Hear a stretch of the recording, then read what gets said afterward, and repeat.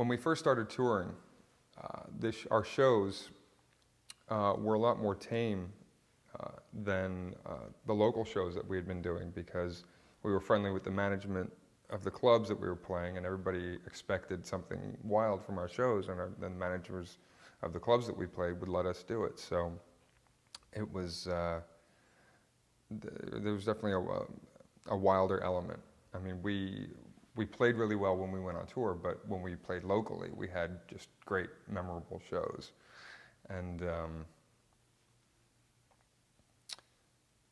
I can't think of specifics. Sorry. I guess one example would be, we had a Halloween show at a place called the +5 that we used to play. And we had a naked girl wrapped in saran wrap up on a cross. That's one. That bothered a lot of people. And what else?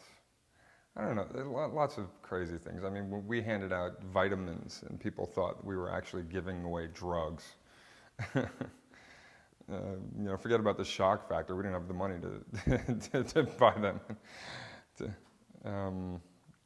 What else? But you know, like with anything, the legend and the myth and you know, somebody will come, a new person will come to see us, and you know, they'd exaggerate what they saw, or you know, they tell their friends an exaggerated version, which would get the other friends to come. And so whether anything was true or sensational or not, it worked. You know, it didn't take much, because, like I said, we were bringing, for lack of a better phrase, we were bringing some spectacle back to rock shows. Towards the end of 1992, Brian went out to see Trent Reznor in Los Angeles for, I don't know, a week or so. And he was the only member of the band to go out there. And you know, I'm not sure of what actually transpired and all that, but I think, you know, they were talking about signing, about working together somehow. And by early '93, we were signed to Trent's new label. He had gotten a label deal through Interscope to found his own label called Nothing, and we were going to be the first band signed to Nothing. And that, you know, unlike the effort with Sony and Epic, that actually went through, and we were the first band on Nothing, which was really good for us because we got a lot of attention out of it. I mean, Trent got a lot of attention, but he always included us whenever he, you know, mentioned anything in the press.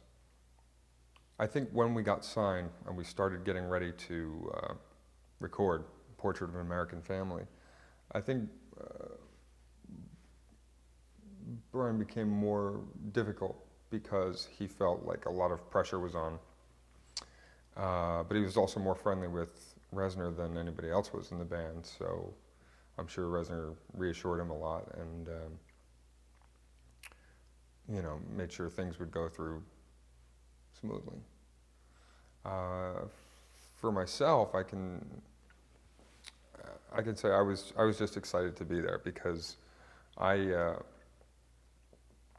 went to the Art Institute of Fort Lauderdale as after high school, and I expected to eventually get a serious job at an ad firm or a graphic design firm. And after I graduated, I worked in print shops for about 2 years or so, but then the band took off, and I was just kind of surprised and kind of glad that I didn't have to get a real job, so to speak, and that my band was getting signed and my music was going to be published, and I thought it was great.